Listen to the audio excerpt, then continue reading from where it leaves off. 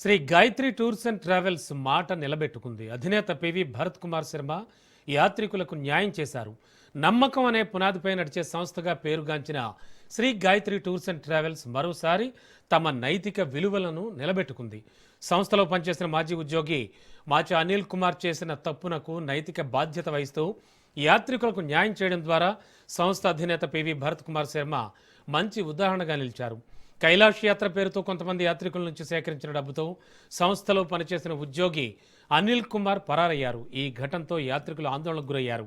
అయితే సంస్థపై ఎలాంటి అపనమ్మకం కలగకుండా యాత్రికుల పక్షాన నిలబడి నైతిక బాధ్యత వహించిన అధినేత పివి భరత్ కుమార్ శర్మ సమస్యను పరిష్కరించారు. ఈ నేపథ్యంలో కైలాష్ యాత్రకు వెళ్లలేకపోయిన యాత్రికులకు మేడిపల్లి కోర్టు ప్రాంగణంలో డిమాండ్ డ్రాఫ్ట్ల రూపంలో వారి డబ్బును వారికి తిరిగి అందజేశారు. దీంతో యాత్రికులు సంతృప్తి వ్యక్తం చేశారు.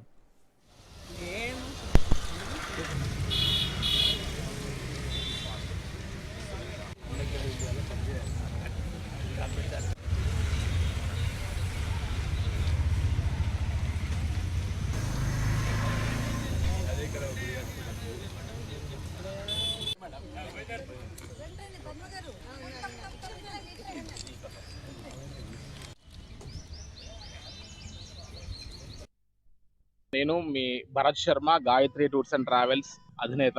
గత 2024 డిసెంబర్ మాసంలో గాయత్రి టూర్స్ అండ్ ట్రావెల్స్ లో కైలాష్ మానస్ సరోవర్ యాత్రకి బుక్ చేసుకున్న కస్టమర్స్ అందరికి ఆ యాత్రకు తీసుకువెళ్ళలేదని, చాలా భారీ ఎత్తున మోసం జరిగిందని ఒక ప్రచారం అయితే గట్టిగా జరిగింది. అది మన మీడియాలో అందరికీ తెలిసినటువంటి విషయం. మా ఆఫీస్ లో పనిచేస్తున్నటువంటి ఒక ఉద్యోగి అనిల్ కుమార్ అనేటువంటి ఒక వ్యక్తి, ఆయన మా దగ్గర నుంచి కస్టమర్స్ డబ్బు తీసుకుపోయిన తర్వాత మేము ముందుగానే పోలీస్ స్టేషన్ లో కంప్లైంట్ ఇవ్వడం జరిగింది.